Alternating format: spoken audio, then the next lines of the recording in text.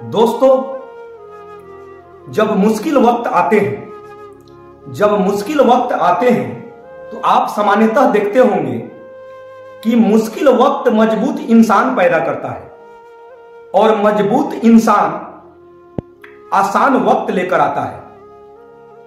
और जब आसान वक्त आपका आता है तो आसान वक्त कमजोर इंसान पैदा करता है और कमजोर इंसान मुश्किल वक्त लेकर आता है और फिर मुश्किल वक्त मजबूत इंसान पैदा करता है और फिर वह मजबूत इंसान आसान वक्त लेकर आता है और यह साइकिल चलते रहता है एक साइकिल के रूप में। इसीलिए आप मुश्किल दिनों से, मुश्किल वक्त से न भागे और उससे आप लड़े, उससे आप संघर्ष करें और ईश्वर से आप प्रार्थना करें कि आपको संघर्ष मिले।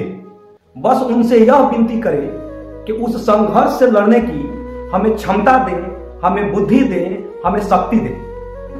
दोस्तों, आप सभी देखते होंगे कि सफलता का मापदंड क्या होता है। सामान्यतः आप देखते होंगे कि सफलता के लिए भूख का होना जरूरी है। जो इंसान भूखा होता है तो वह रोटी की व्यवस्था कहीं ना कहीं से वह कर ही लेता है, लेकिन जिसके घर में रोटियों की लाइन लगी है, उसे बैठे बैठे बिना मेहनत किए हुए उसे यह पता नहीं चल रहा है कि रोटी कहां से आ रहा है। मतलब है कि किसी के पिता ने कड़ी मेहनत, ऊंची सोच और पक्का इरादा के बल पर संघर्ष करके एक बड़ा अंपायर खड़ा कर दिया। और सामान्यतः आप देखते होंगे कि जिन बच्चों को संघर्ष करने का मौका न मिला और सारी चीजें सुख में वह पले, तो वह देखते होंगे कि बहुत सारे ऐसे उदाहरण हैं कि पिता के बने बनाए साम्राज्य को वह डुबा देते हैं। इसीलिए भूख का होना जरूरी है, संघर्ष का होना जरूरी है।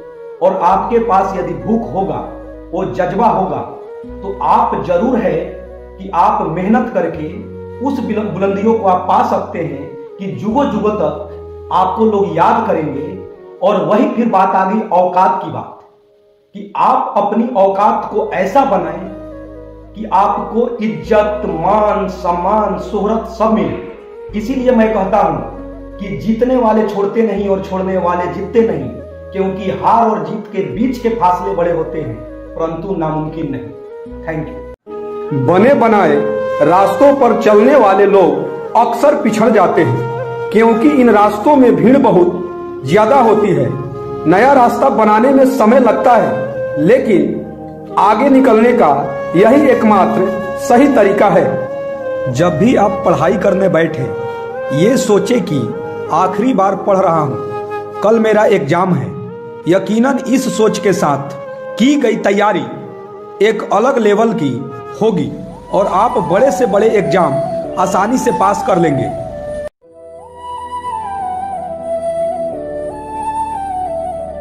साधारण और श्रेष्ठ में सिर्फ इतना सा अंतर है कि साधारण उसको चुनते हैं जो आसान है, लेकिन श्रेष्ठ उसे चुनता है जो मुश्किल है।